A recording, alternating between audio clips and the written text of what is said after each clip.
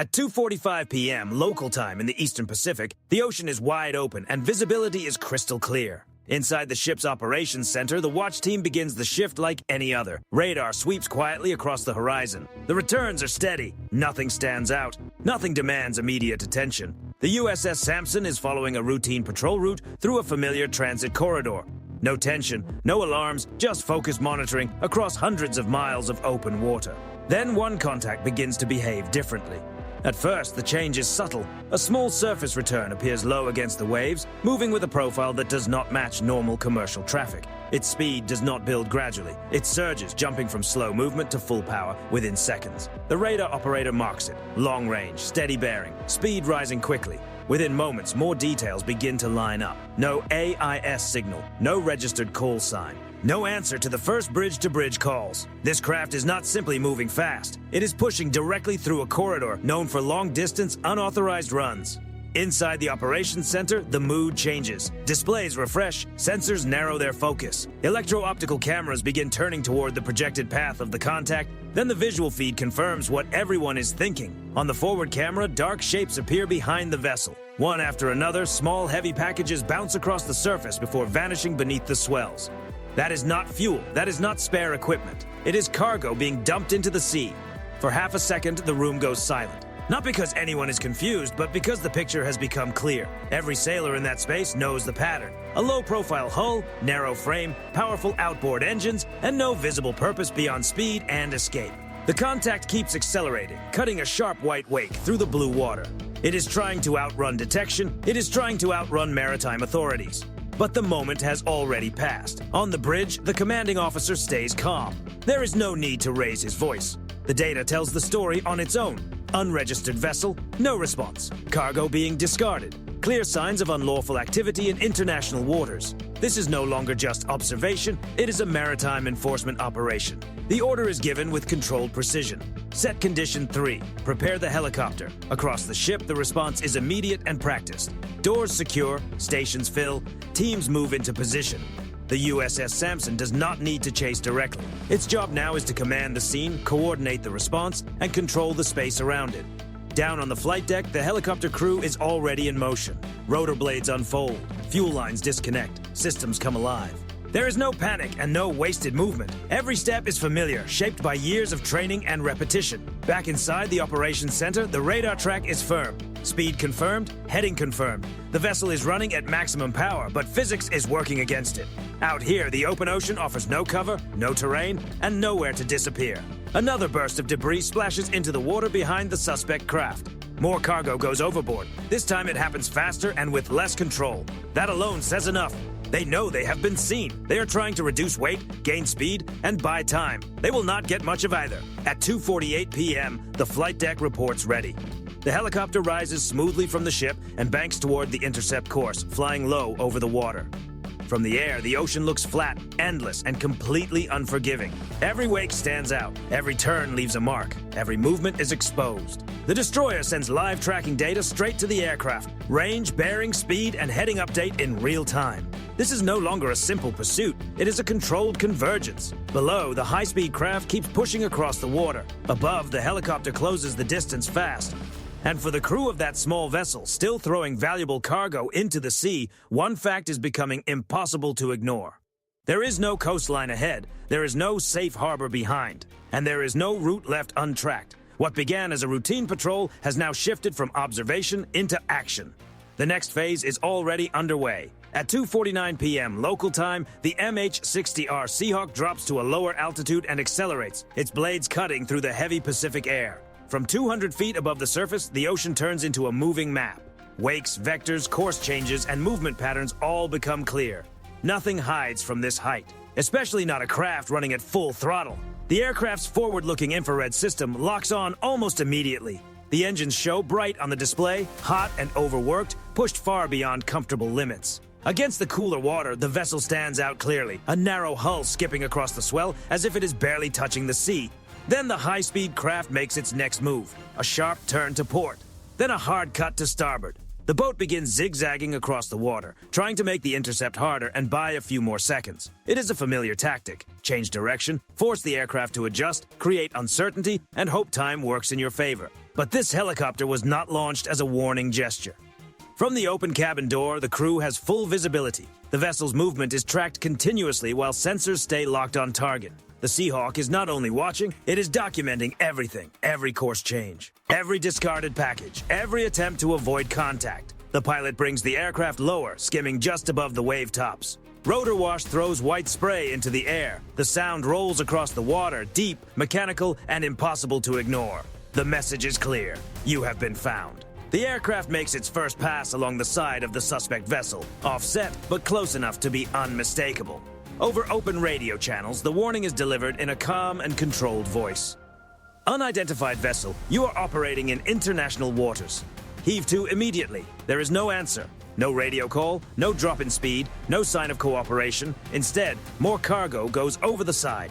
This time, the movement is rushed and uncontrolled. One package strikes the hull as it falls, breaking apart on impact before disappearing into the spray. Even without further testing, the meaning is clear. The situation has just become more serious. From above, the Seahawk changes position again and tightens the intercept. The aircraft stays just behind and off to one side of the vessel, close enough for everyone on board to understand they are being watched. Close enough that the only move left is to keep running straight. But running straight will not save them. Back aboard the destroyer, the operations center follows the entire sequence in real time. The distance continues to close. The speed gap is shrinking. The geometry now favors the aircraft completely. The order from the bridge is direct. Escalate the warnings. The Seahawk banks left and descends again. This time, the crew delivers a controlled warning across the water ahead of the bow. The impacts strike roughly 10 meters off the starboard side of the craft, throwing tall columns of spray into the air. The effect is immediate. The message cannot be mistaken. This is not a drill. This is not simple surveillance. This is a lawful order to stop. But the vessel does not stop. It surges forward instead. The engines scream under pressure. The wake spreads wider behind it. The helmsman pushes the motors for everything they have left, and the entire boat begins to shake under the strain. This is no longer a calculated choice. It is panic. Inside the helicopter, the crew does not exchange a word. They do not have to. The warning phase is over. The pilot brings the Seahawk around for another pass, tighter than before. Lower, slower, and closer. The stern of the vessel fills the camera view. 3 outboard engines sit exposed at the back, powerful, unprotected, and now the center of attention. Back aboard the destroyer, the commanding officer watches the feed carefully. The conditions are clear. The vessel is still fleeing. It has refused every order. Cargo has been discarded into the sea. The situation is creating a growing risk on open water. The decision is approved. Stop the engines. The helicopter moves into position. The crew member steadies his aim. There is no hesitation, no show of force, and no unnecessary escalation. Just a short, controlled action meant to end the chase. The burst is brief and precise. The outboard motors are hit. One throws sparks, another coughs, struggles, and shuts down. Smoke rises from the stern as the vessel jerks sharply to one side. Its speed drops at once. The long white wake disappears. The ocean rushes back around the hull. The chase is over. The high-speed craft slows into a drift, disabled and dead in the water. Smoke lifts from the stern and thins into the air. Moments later, hands appear above the deck. High, empty, visible. From above, the Seahawk holds position, circling in a steady pattern. There are no more warnings, no more sudden turns, no more movement from the vessel. For the first time since 2:45 p.m., the situation begins to calm. Not because anyone has stepped back, but because control has been restored. The next stage will not be about speed. It will not be about pressure from the air. It will be about boarding, documentation, and the law. And that stage is already approaching. At 3:01 p.m. local time, the suspect vessel drifts motionless on the Pacific. Its engines are disabled, and the smoke above the stern is fading into the warm air. Overhead, the Seahawk maintains a steady orbit. Sensors remain locked. Cameras keep recording. Nothing moves without being seen. Below, the crew of the high-speed craft is no longer trying to run. They kneel on the deck with their hands raised, eyes fixed on the aircraft above them. The adrenaline that carried the escape is gone. What remains is exposure. Out here, the ocean offers no shadows and no place to disappear. Along the port side of the USS Sampson, 2 rigid-hull inflatable boats hit the water and come alive. Their engines surge as they pull away from the ship, turning hard toward the disabled craft. The transition is smooth and practiced. Air control becomes surface control. Observation becomes custody. This is where the mission changes character. The tools of enforcement are still present, but they are no longer the center of the moment. Authority now comes from procedure, training, and the rule of law. The inflatable boats close the distance quickly, cutting white lines across the surface. A Coast Guard law enforcement team rides with the Navy boarding crews, clearly identified, fully equipped, and authorized for the next step. This handoff was already planned before the helicopter ever left the deck. As the boats come alongside, commands are called out in firm, controlled, bilingual instructions. Hands visible. Remain still. No sudden movement. The people on board comply immediately. There is no resistance and no hesitation. Two men, both appearing to be in their mid-30s, sunburned and exhausted, kneel on the slick fiberglass deck. Nothing threatening is visible. But all around them, the evidence is already floating in the swell. Tightly wrapped bundles bob near the vessel, rising and falling with the water. Dozens of them are scattered across the surface. Some remain sealed. Others have been torn open during the rushed attempt to discard them. Each bundle is marked, photographed, and logged the moment it comes into view. The boarding team moves with quiet efficiency. One sailor holds overwatch, another secures the suspects. A third begins the first safety sweep of the vessel. What they find confirms the entire picture. No flag, no registration, no working radio, no life jackets, no navigation lights. This boat was never built for a safe return. A field test kit is opened aboard the inflatable boat. A small sample is taken from one of the soaked bricks. White powder. The strip changes color, giving the team the confirmation they expected. The result is immediate and clear. By the time the call goes back to the destroyer, the count is already underway. 47 bales have been recovered from the water and from the vessel itself. The total weight is estimated at roughly 3,400 kilograms. The wholesale value is placed at about $58 million. In the world of organized maritime trafficking, that is not just a shipment. That is a major loss. The suspects are restrained and informed of their rights under maritime enforcement procedures. They say nothing. They do not need to. The evidence speaks louder than any statement. Under international maritime law, a vessel without nationality, often called a stateless vessel, can fall under United States jurisdiction when it is involved in unlawful activity on the high seas, especially when it claims no registry and refuses lawful orders. At that point, authority transfers fully to the Coast Guard. The legal chain is clean, documented, recorded, confirmed from multiple platforms. There is no uncertainty here. With the suspects secured, attention turns back to the boat itself. The damage is serious. The engines are destroyed. The hull is cracked along the keel. Fuel is leaking into the water. There is no bilge pump, no anchor, and no safe way to tow it hundreds of miles across open ocean. It is no longer useful. It is a hazard. One strong swell could turn it into drifting debris capable of damaging a freighter, a fishing vessel, or any ship unlucky enough to meet it at night. Leaving it adrift is not an option. The boarding officer makes the assessment official. The vessel is unseaworthy. Controlled disposal is recommended. Back aboard the USS Sampson, the commanding officer acknowledges the report with a calm nod. There is no debate and no delay. Log it. Prepare for controlled disposal. The recovered cargo is transferred, tagged, sealed, and placed into secure storage. The detainees are escorted below decks. Medical checks are completed. Every step is handled according to procedure. What began as a single radar contact at 2:45 p.m. has now become a fully documented maritime enforcement operation. Suspects detained, cargo recovered, legal authority established. But the mission is not finished yet. The ocean does not keep trophies. And before the day is over, the final chapter will be written, not with speed or force, but with quiet, deliberate finality. At 3:45 p.m. local time, the suspect vessel sits low in the water near the destroyer's port quarter, held by a single recovery line. Up close, its condition looks even worse than expected. Fiberglass is split wide along the keel. Engine mounts are twisted. A thin oil sheen spreads slowly across the surface. This boat is no longer evidence in motion. It is a liability. Out here, hundreds of miles from land, the ocean does not forgive mistakes. An abandoned hull can drift for days, sometimes weeks, until it meets something larger.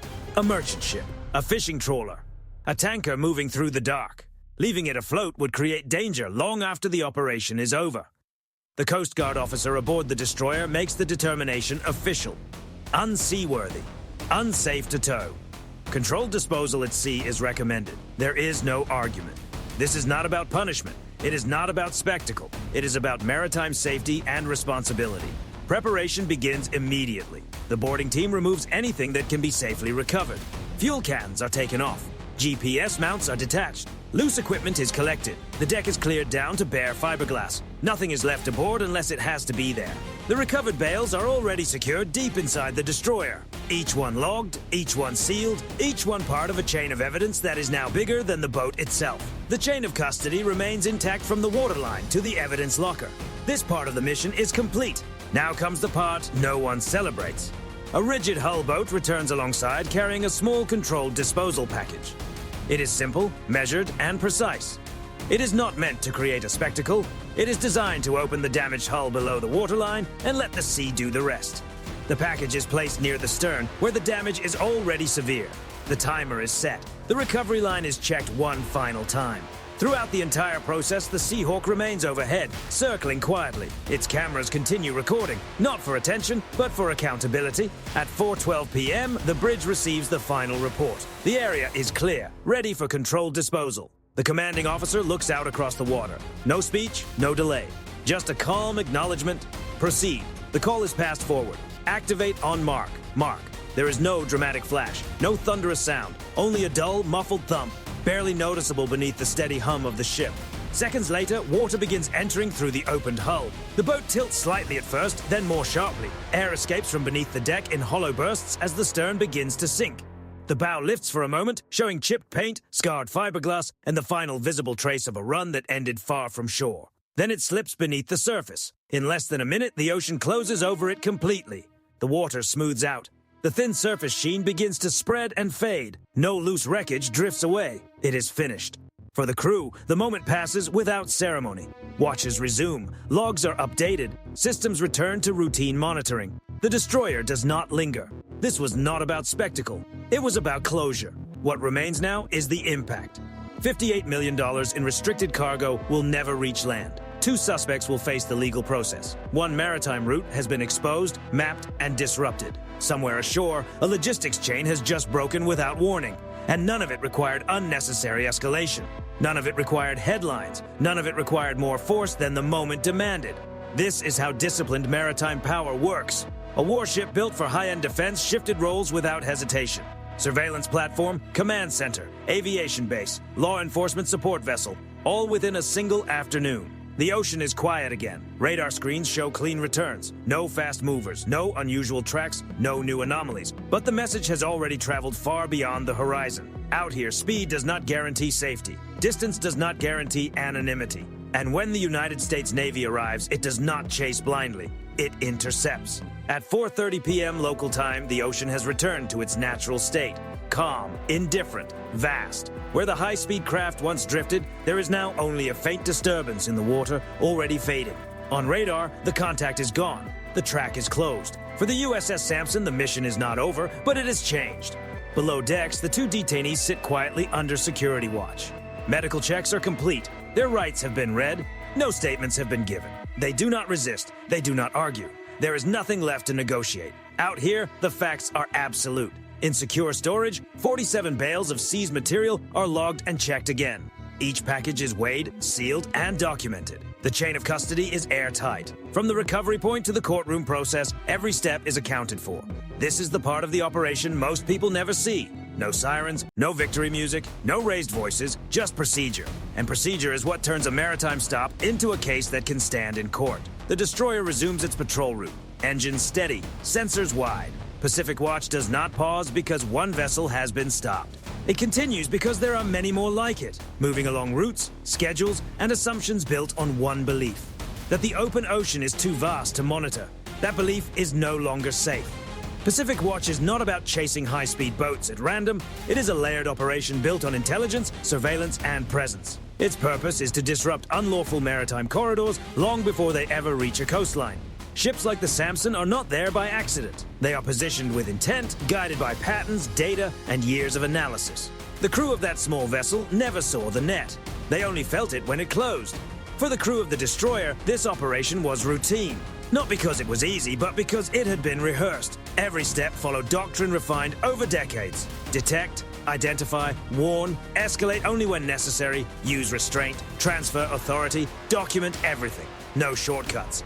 That discipline matters most in international waters, where every action may later be examined in courtrooms, diplomatic channels, or public discussion. That is why warnings are recorded. That is why force is controlled. That is why every decision is logged in real time. The goal is not intimidation. The goal is legitimacy. And legitimacy may be the strongest deterrent of all. Somewhere else in the Pacific, someone watching this corridor will take note.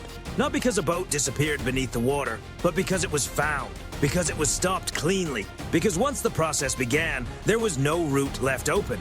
Maritime trafficking networks depend on probability. They depend on the belief that most runs will make it through. That enforcement will be slow, scattered, or too far away to matter. But every operation like this changes the calculation. One lost shipment is not just money gone, it is trust weakened, schedules disrupted, routes exposed, crews reassigned, risk reassessed. And in that world, risk is everything. The USS Sampson was built to hunt submarines and defend against advanced threats. Today, it stopped a high-speed trafficking vessel. Tomorrow, it may be called to do something completely different.